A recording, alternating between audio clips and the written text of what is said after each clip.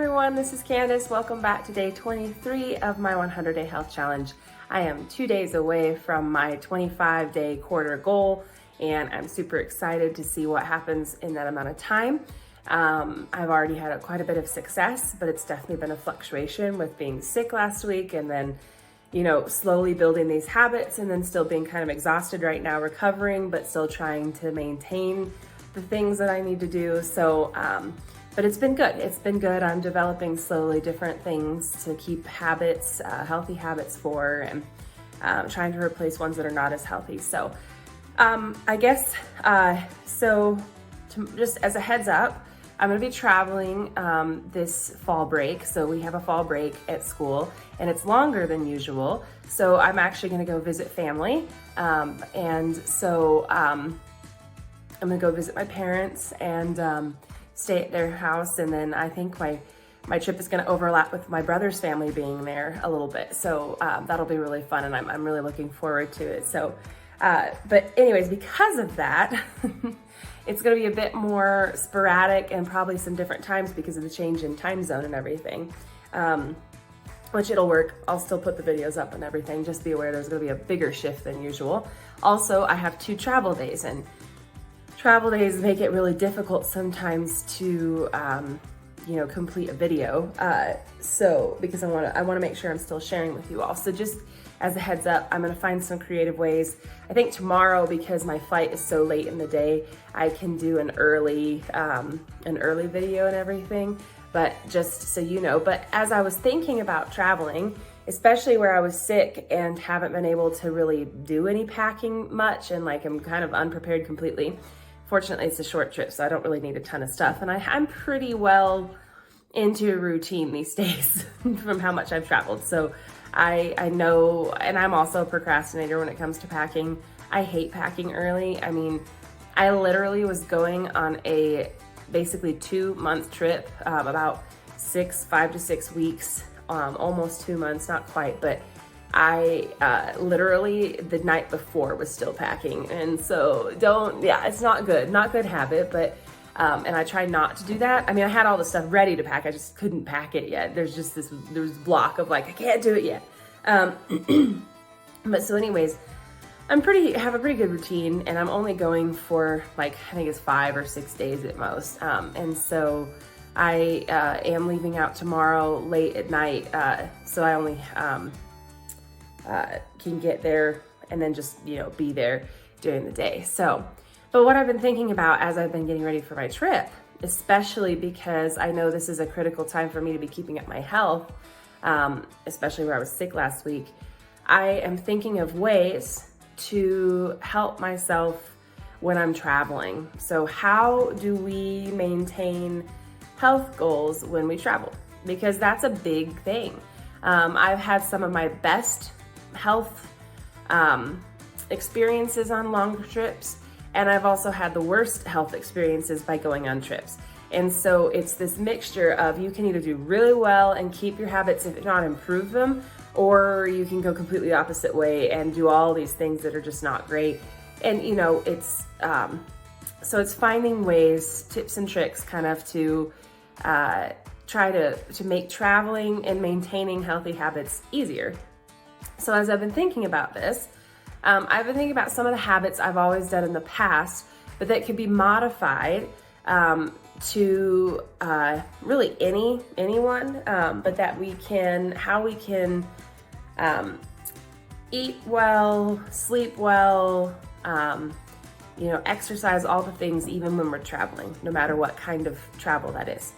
So I think let's just kind of start through some of the areas of health and how we potentially protect those as we're traveling. So for the basics foundations, if we're talking about good nutrition and smart supplementation, that is incredibly important when you're traveling. In fact, it's more so because you're going to be exposed to that many more people in smaller areas, either, even if it's a bus, a train, plane, whatever, you're still going to be exposed a little bit more frequently than if you only work. I mean, yes, some of us have jobs where we're exposed, to people sitting around us and things, whatever they may be bringing into the office, we don't know. But or to the school. Schools are definitely one.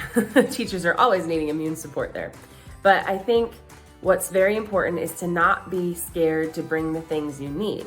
I know that there are times where it can make going through security at airport difficult because if, there's a ton of like stuff they have to look through, or if you check a bag and it gets lost somehow or whatever, but I would say it's worth it, and there's some ways to do that within the right parameters. So first things first with nutrition and supplementation. Okay, so you need to, as much as possible, eat right when you're on a trip, all right? So my suggestion, and this is what I've done in the past, and I've had really good success with it. Sometimes I don't do it well, but sometimes I really do. If you don't travel through an airport frequently, which most of us, we're familiar with an airport, but we don't fly through it all the time. Or if we do, there's always going to be other airports we're not familiar with.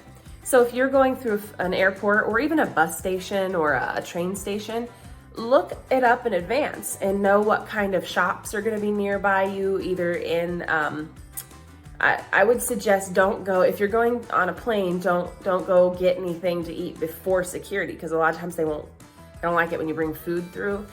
So I would say wait, if at all possible, to go through security, because they don't like the food. And it makes sense, because then you have all these extra things that they have to look through and stuff.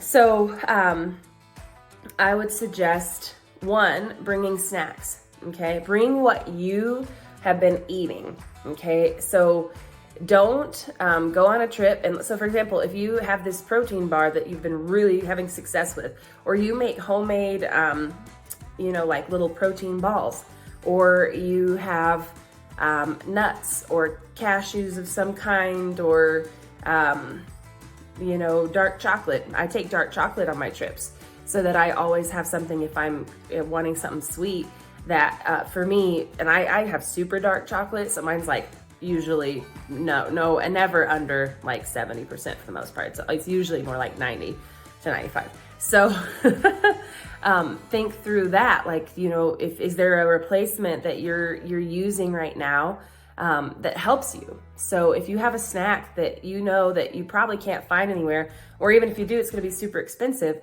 then take your own. Just make sure, that they're dry and you're not taking any liquids, because they will get thrown away unless they're the proper size that can fit in a bag. So I would say just take what you need. And if this more, you can get like small travel packets or put them into little Ziploc bags. Just be aware if you have a lot of loose stuff that's not really good either. You want to make sure it's in some kind of container that is appropriate for it, that keeps it contained and in one spot and, visibly noticeable as what it is. So along with that, with taking snacks or supplementary dessert kind of thing, you can also, like I said, research the airport you're going to be in, or the train station or bus station or whatever, and look around and see what food places are going to be on the other side of security, or where you're going to be. If you're going to be at a certain gate, like what's in that terminal, and think about, okay, one, you do want to be being financially sound, and that's difficult sometimes when you're traveling, because the prices are very expensive, but be aware of where you can go, what you can get, and is this going to be something that promotes your goals to the best of your ability? Now, sometimes you don't have the opportunity to research it ahead, or something's closed when you get there and it's wrong. Well, then in that case, try to find somewhere where you can get something healthy and that matches your goals. The other thing too is this applies for anywhere you go in your trip. If you know where you're going, so for example, if you know you're going to another state, if you're going out of country, to the best of your ability there, look it up and see what's around. I mean, especially if you're going out of country, but really anywhere you travel that you've never been before, you should look it up ahead of time so you're familiar with your surroundings and familiar with what's going to be nearby you.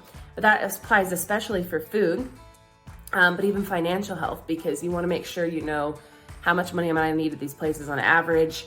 Are there places like, am I going to need cash that I got to get at the airport, especially if I have to do an exchange? Am I going to get it at an ATM? Am I going to go to an exchange desk? Like, what are you going to do? What are you going to need?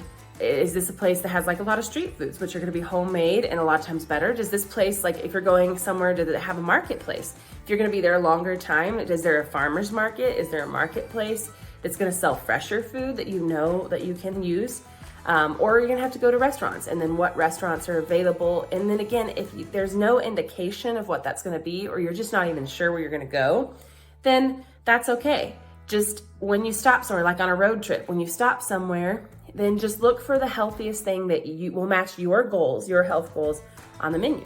So if you're cutting out all meat, try your best to find a salad, or a lot of times they'll let you order multiple sides of vegetables as a meal, or just look at the prices and see if it usually will combine into the price of a single meal. So I would just say those are kind of my top tips on food and nutrition. And then for supplements, now I know supplements are often easier, obviously, to carry when you're going on like a bus or a train, or you're just on a road trip. Planes, I know they can be difficult because you have so much space that you can't go over the space and you can't go over the weight limit, and you don't necessarily want to put it in your checked bag, because just in case for some reason it gets lost or something happens, then you don't have your supplements. Or if you have actual medicine too, supplements are medicine, but if you have a prescription medication too, that needs to be with you. You never know what's going to happen. You never know when you're going to get delayed. You never know when you're going to have to change flights all of a sudden, when your luggage is going to get lost, especially if you're traveling out of country. Always, always, always take your medicine with you, including supplements. Now, the trick with supplements, yes, I know, if you have a ton of bottles of things, it's going to be hard to put it in a carry-on. So my suggestion is usually to find, if you can find smaller travel size bottles of your medicine, sometimes or your supplements, sometimes they'll be smaller sizes. If you have traveled before, save smaller bottles so that you can use them again. I do that all the time. If you have to take all the bottles, just put them all together. Don't put them loose, put them in a Ziploc bag and have them all together so that if they want to pull it out and look at it, they can look at the whole thing together. Usually you don't need a doctor's note. There are certain prescriptions, but then sometimes even supplements, they want to look at the prescription. So, and especially if you're going out of country, be aware of what ingredients are in your stuff. And you probably should just be on the safe side and get a doctor's note or some kind of medical note. It can be generic and you can reuse it. Like if this is something that you use on a frequent basis, and your doctor is always giving you this certain thing or whatever, keep that and reuse it, and then just update it as needed over time. But I would say you can definitely travel with supplements. I do know people who have actually split them up into pill boxes before. I know it can work. I just personally wouldn't suggest that, because then if for some reason they have to look at it and then you have to stand there explaining it, and they may not even want you to explain it. So just be aware that if you, most often they need to be in their original bottle with the original label, not just in a random bag or anything like that. Now it can work if you're desperate. Just be aware that this could be thrown away. Or they could even get smushed, right? The other protection of a container is that it doesn't squish when you're having to shove your bag under the seat or when you're having to put it overhead. So just be aware for supplements. That's one. Definitely take them though. If you're taking, now here's the next thing. If you're taking protein powders or like food supplements, like additives to your food, if you are doing any sort of, like for example, the MetaPower Advantage is actually in little cute sachets, which is perfect because I can just take those packets and put them in a little bag, and then they have their original label and everything. Same thing if you drink tea or coffee, just put, like if you do instant coffee, again, I would suggest managing how much you have of that, because you will think it keeps you awake, but it's also stressing your body really bad, which is usually stressed from travel anyways. Even if you're a relaxed traveler, being around all kinds of people with potential germs, your body's kind of on high alert. So, but if you want to take instant coffee packets, I always travel with tea pretty much. So if you want to travel with some tea, you can travel with different, like if you have little powder drink add things, those are great because they're already in little small things and they're just powders. They don't need to go in a liquid bag or anything.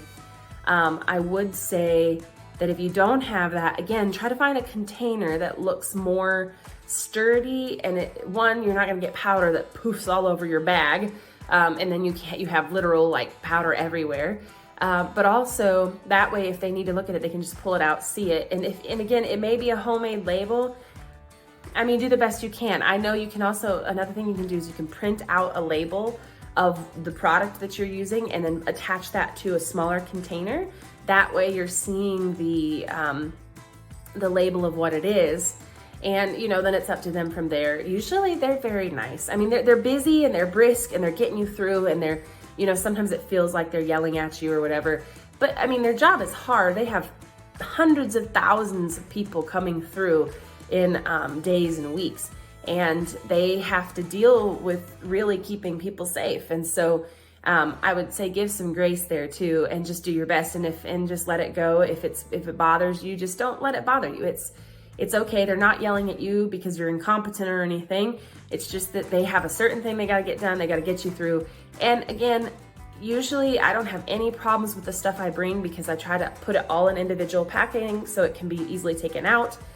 If I have snacks, I put them in individual packets, but then I put them together in a bigger Ziploc bag so that, you know, they can just say, hey, well, here's a food bag. And then there's all my snacks and things in their individual bags. I would always say also, by the way, take extra Ziploc bags of different sizes, because you never know what you're gonna need those for. So I always try to take extra small, like snack size bags, quart size and gallon size, just in case on the way back, or even while I'm on my trip, I need them for some reason. But yeah, so put any powders and things in as much as possible, a container that can be seen easily and it looks more normal. You could put them in a bag. Again, I just think that's risky because it's gonna break and it looks a little weirder. And if it pushes down, it's, yeah, again, just gonna pop. So, and along with that, liquids. If you have liquid-based food, I just say don't bring it. I mean, you can do, I have done in the past, and I know some people, okay, so there's always a debate on whether peanut butter and things are actually liquid or solid. Not in reality. I mean, I know what it is, but when it comes to being on a plane, I would just suggest that go ahead and buy smaller, like travel size packs of, you know, whatever nut butter you're having, and put that in your liquid bag. Just because you can, I know people who have gone through and it's been fine to have just the packets because they're food and they're not really liquid. But then I know also other times they've been considered a liquid and they can get thrown away. So, I mean, I've seen people get whole like things of Nutella and whole things of peanut butter and all kinds of stuff thrown away. So I would just suggest putting it in your liquids bag and trying to get travel size ones. That's just probably the best route to be safe. And then the same thing with like if you have travel toothpaste sizes, because again, we want to keep up our hygiene too. So keep travel packets of shampoo or of your toothpaste or whatever it is. If you can't travel with smaller sizes, then go ahead and put the bigger ones and save the space. Okay, so that's kind of like nutrition and supplementation. For rest and stress management, this is a big one. One, I would say when you're scheduling your flights, if at all possible, give yourself plenty of time in between. Like if you have a layover, give yourself time. I know it stinks to be in an airport for multiple hours, but the reality is that I would rather sit in the airport and be able to read or work or kind of doze in my seat or whatever it may be, you know, grab a bite to eat, walk around a little bit, than to be rushing through the airport with like 30 minutes between a flight when you have to go from like A to Z. And so, especially if you're not familiar with the airport, you can look the airport maps out first and see like, okay, how long is this probably gonna take me? If you're familiar with an airport, like I know certain airports take me longer, and I know which ones don't have, you know, like, or they have long stretches of just where I'm gonna have to drag my suitcase or that kind of thing. So be aware of what you're gonna be encountering, and then that way you can plan for it. I would say it's a great resource for exercise. It's not always fun, especially if your flight gets delayed. I like to just allow as much time as possible if I can, just in case flight is delayed. I would say anywhere from 45 minutes to an hour is like the least I try to allow in between. I try to always allow more than that, because it's just, if your flight's half hour late and your connecting flight is in a half hour, well, then you're in trouble. So if you have an hour, for example, your flight's a half hour late, it's still not great. You may have to run and book it across the airport in 30 minutes, but you could do it. So I would just suggest, that's one thing for stress management, is just be prepared. What are you going into? What does it look like? And then if you don't know that, I would say always try to know the details before you go into something. So for example, if you know you need to eat because you're trying to maintain good supplements and good schedule, then you may need a snack that you eat on the go. And I know it's not healthy to be eating a lot when you're moving and stuff. You want to be, able to sit and relax, and that can stress you too. But if you have to eat on the go, or even eat when you get there and have a snack, out, so you can just take it on the plane with you or whatever you need to do, or on the bus. Again, I know that buses and trains are a little bit easier because usually you have more of your stuff with you. You can actually sit down and get up and do all those things. Whereas airplanes, it's always hit and miss with turbulence and everything. So, but anyways, I think stress management is a lot about preparing before you're on there. So, if you know you have a short layover, you may not want to plan on having lunch. You may want to plan on taking, some powder and an empty shaker bottle. And then when you get through, you just add some water from your water bottle, and you add your powder, you just shake it up and go. Or maybe you take a power bar or an energy or a protein bar, so that you're making sure you're getting that nutrition. If you do have time to stop somewhere, again, that way you can look ahead of time and see. But yeah, so I just would think through those things to manage stress. Just be easygoing, let things go. If security's hard and you're stressed and it feels like people are yelling at you, even though you're trying to do everything they're saying and all that, just remember, they're not trying to be vindictive and mean for the most part. I don't know, I guess there could be somebody who wants to do that, but I've never really encountered that too often, I should say. This is not a bash towards anybody, because I very much appreciate what they do. But I mean, you're going to encounter cranky people in any scenario. So it doesn't matter. You could go to the grocery store and have the same experience. So I would just say, let it go, take deep breaths. You're seeing this person for one part of your day. If like a barista or something is rude to you, or a restaurant person, or maybe your food wasn't done on time and you're running behind, then just be gracious and be gracious to yourself and others. Take deep breaths, give benefit of the doubt. If it's at a crowded airport, do your best to kind of try to maintain space so you're not around people with potential germs. But be friendly, be friendly. And when you're on an airplane, have something ready to go. Like, do you listen to music and that helps you relax? Do you like to talk to the people around you? And are you sitting next to somebody who wants to be talked to? Do you like to read? Do puzzles? Do you like to work on stuff when you're on? I would kind of, I know people have to work on planes. I've done it before. I would say one of the big stress management things when you're on a flight like that is if you can actually get some rest. So yeah, I would say those are some big ones. Then, and again, the more you know about where you're going, the less the stress of the unknown is going to get to you. Let's see, what else? Oh, so movement and metabolic function and metabolism. So this one's actually easier if you're going on like a plane, for example, because if you're walking through the airport, you can kind of turn it into a workout routine. So if you know that you're basically going to be traveling all day, use the time to use that. Like, avoid the moving walkways, for example. Like, if there's a moving walkway, just walk on your own. It may, you may not be able to coast and stand there and just relax, but you're getting some extra exercise. So if you know you're not going to be, one, there in time to exercise, or two, you don't want to wear yourself out before you leave, or you're going to get there too late to do it, or be exhausted and that's just going to make you worse, then do the movement while you're traveling. If you're on a train or a bus, obviously the bus, you can't really get up and walk around, but if there's stops like in between, get up and stretch and move. You can always fidget in your seat, like don't bump the person next to you, but unless they're family, I guess you can do that, or friends, you can do that. But fidget, they've actually shown that fidgeting is, actually can be healthy to your movement.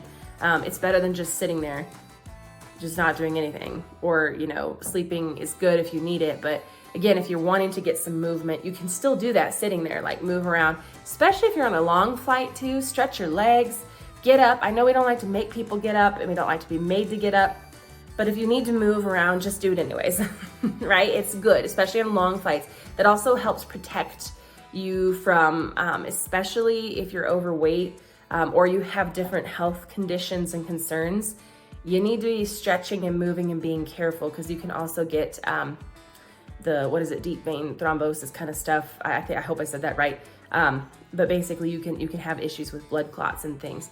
So be careful. I'm not, trying to scare you if you've never been flying. It's just that, like different people, especially overweight and elderly and people with conditions that actually are related to that, you can, you want to make sure you're kind of stretching and moving and not just like creating a spot where you could potentially have that issue. But then again, yeah, we're walking through airports. If you're on a train, you usually can get up and move around. So I've done that before when I've been on a train. I've just taken a round around the thing. If you are in an area where you're sharing a car, because I've shared a little closet size cabin before with it was 3 sleeper bunks. And so there was like a whole family in there and me and like one other person.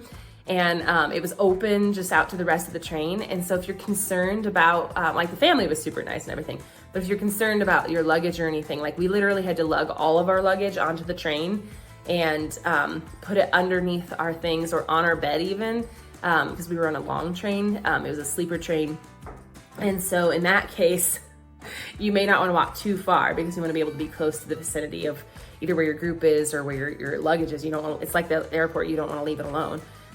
So I would just suggest in that case, move as you can, as you need, walk around in that area, and just be aware. I also would always say, if you're concerned about leaving your luggage places, usually on a train is okay if, you're not near a stop. Like I wouldn't say leave your luggage when you're on a stop, because someone could then just take it and leave.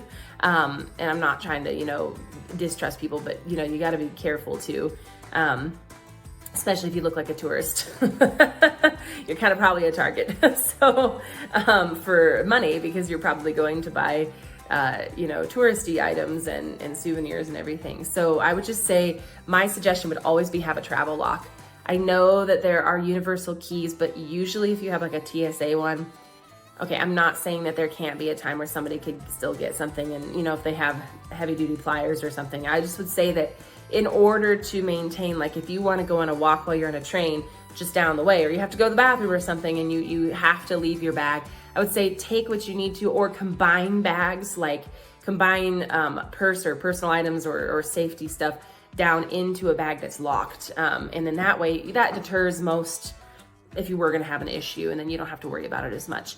And if you have like a travel backpack where you have to carry things, I know it's weird, but it's safer. Just take it with you in the bathroom and wear it. Like I'm not saying take it in the bathroom, just like sit on the floor, because it's not gonna be gross with germs, but put it on your back. And if you're on a sleeper train or something, or you're on a train and, or put it near you or whatever you need to do, I would just say, that was kind of a roundabout way to say, like, if you're concerned about safety of leaving your stuff to go on a walk or something, because you don't have anybody with you, then that would be my suggestion. And don't go too far, but you can still walk laps up and down the hallway right outside your door or whatever, or the aisles of the train.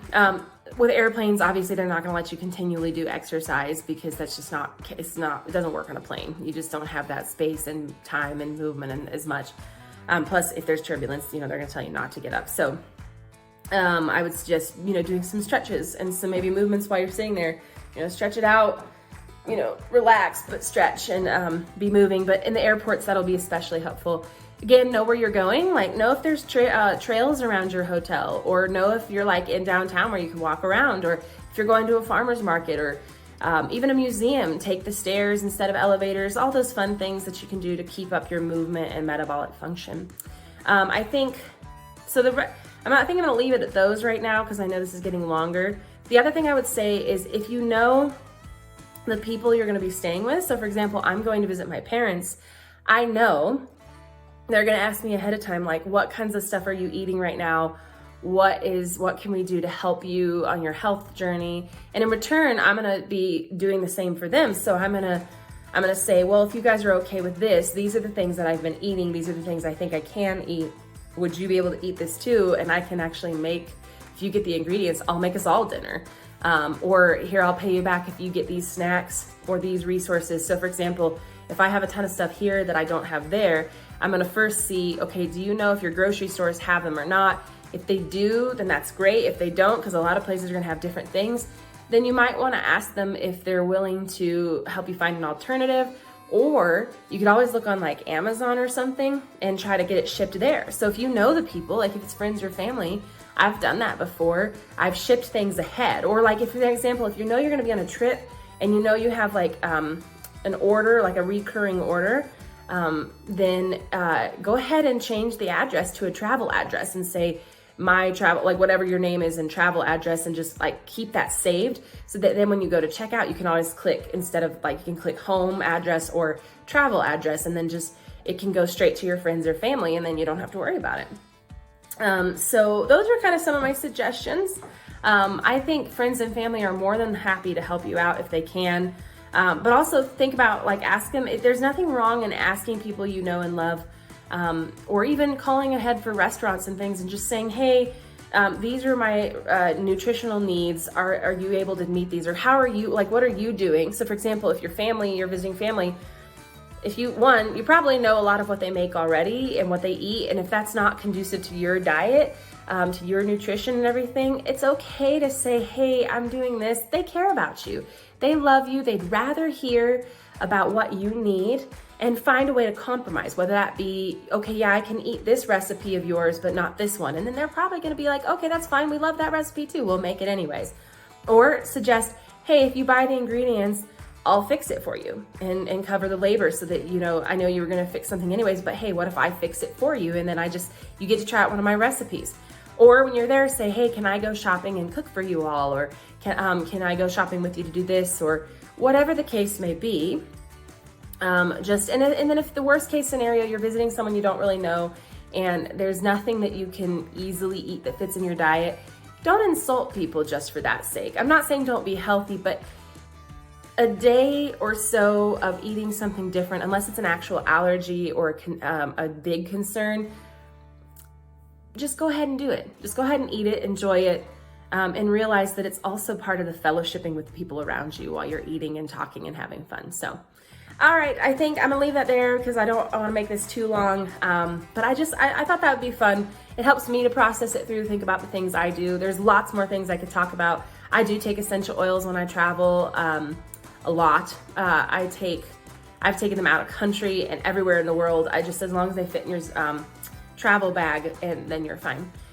So that's pretty much it. I would say, yeah, there's more things to do. What works for you? What works for you? I mean, you guys probably travel too. So if you travel and you have suggestions of how to maintain healthy habits and good living while you're traveling, put it in the comments, because I'm always looking for ideas. For me, and I know other people are as well. We all like to travel a lot of the time, and even if you don't, you probably have to travel at some point. So it's good to know. But all right, well, plenty more to talk about on that subject. I could keep going for a long time. I love traveling, I really do, and it's been so long since I've been able to really travel. I think this is one of my first. I get to travel 3 times this semester. And I'm really excited about it. So this is my second out of 3 trips, and it's gonna be fun. I am getting to visit family and get to spend time there, and hopefully even get to drive up and see some of my other family if we have enough time. If not, I'll try to do it maybe on Christmas or something. So, all right, well, you guys are awesome. Just be aware I may have a really short video tomorrow or something, or a quick check-in, just because I'm gonna be traveling later in the day and I have to finish doing stuff probably at the school before I leave. And then I also have to just finish packing. I actually have to start packing. Woo! I gotta start doing that tonight. So, well, anyways, you guys are awesome. Have a great day. Bye.